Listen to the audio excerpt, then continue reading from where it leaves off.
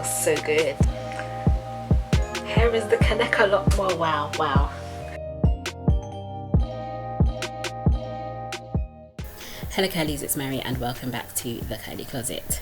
So in today's video I'm going to be showing you how I took down my braids. This is my first ever braid takedown. I've had my braids in at this point for about a month and yeah, my natural hair is peeking through. Overall it doesn't look too bad, but my scalp is starting to itch and it's just basically time for them to come out. So I'm going to be showing you my process for removing my braids and also detangling my hair, and how I got rid of the buildup on my hair, etc, etc. So stay tuned.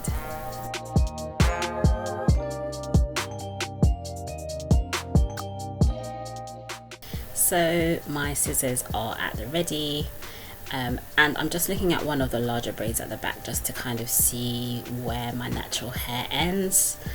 It's a little bit tricky because my hair was blow dried beforehand, so I'm just looking very carefully down the braid to kind of see where it looks like my natural hair ends, and then I am moving down about 1 inch below that point and then just cutting, just because it will make it a bit easier to take the braids out from that point. And then I'm using the first cut as a guide to see where to cut the rest of the braids.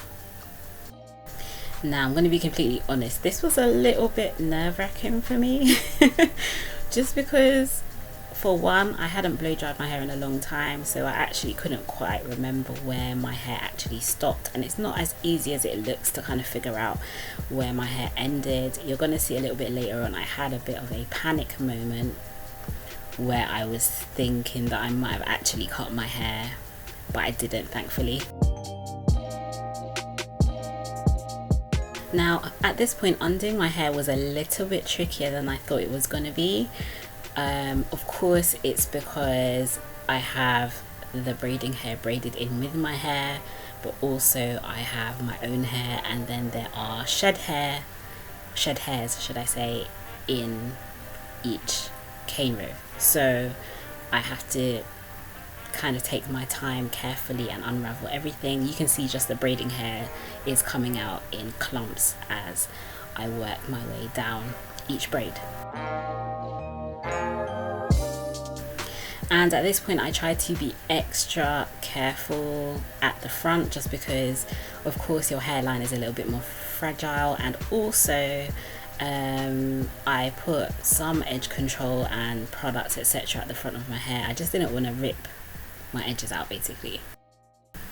This stressed look on my face was me wondering if I'd actually cut my hair, because the ends felt quite blunt and I was a little bit scared, but it turns out I didn't. It's fine.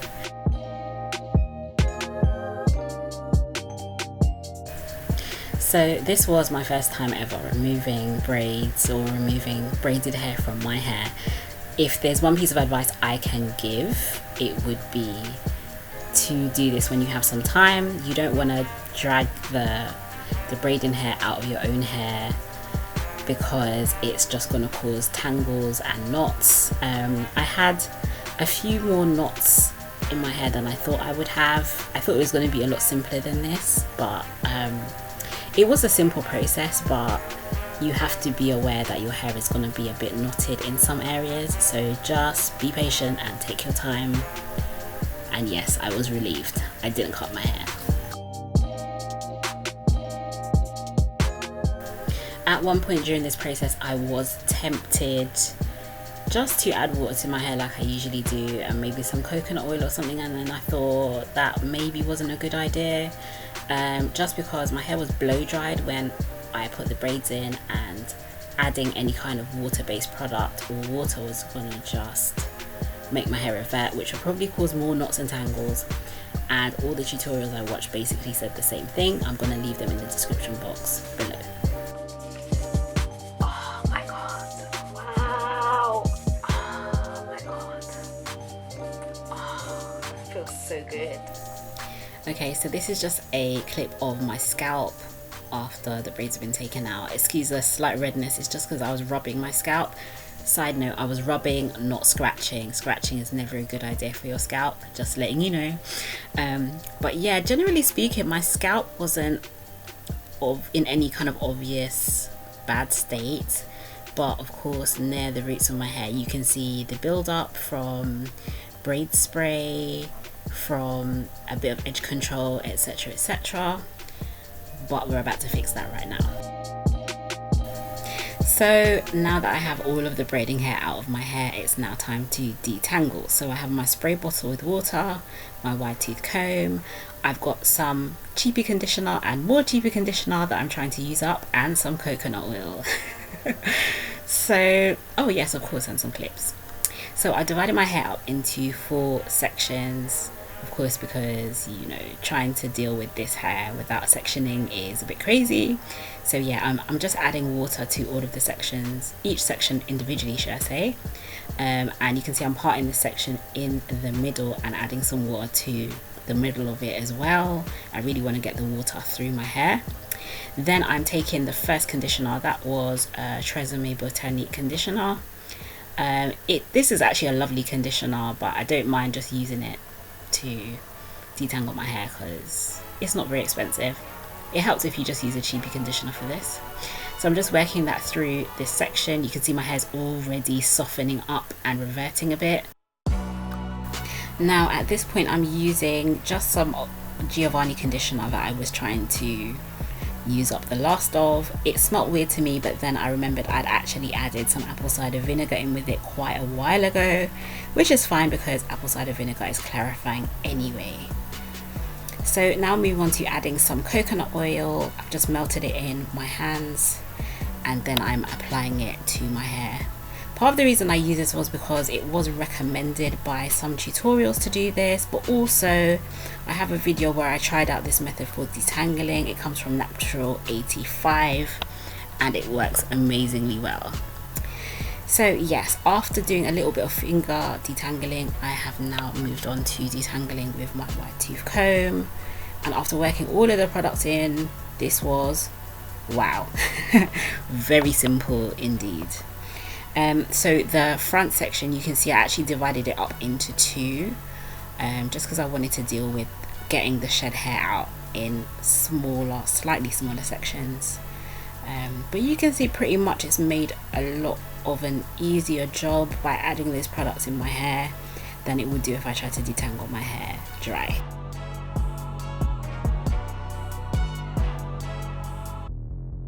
But for some bits of the roots I still needed to go in with my fingers again and just very gently detangle at the roots before continuing with my wide tooth comb. So again, patience is needed. You don't need to rip through your hair. Just take your time. If you come upon knots or tangles, just try to remove them with your fingers first and then go back in with your wide tooth comb. So after detangling that whole section, I have just rolled it up, pinned it up with a clip, the same clip from the back of course, because that's the next section I'm going to work on, and then I move on to the next sections.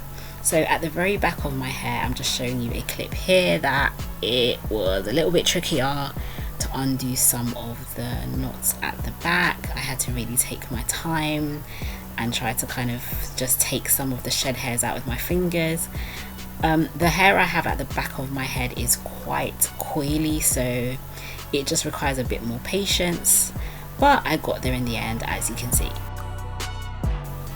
So after this point I hopped into the shower and I used 2 different clarifying products to help to make sure my hair and scalp were fully cleansed. So I used this apple cider vinegar clarifying rinse from Cream of Nature, and I also used the Curl Clarity shampoo from As I Am.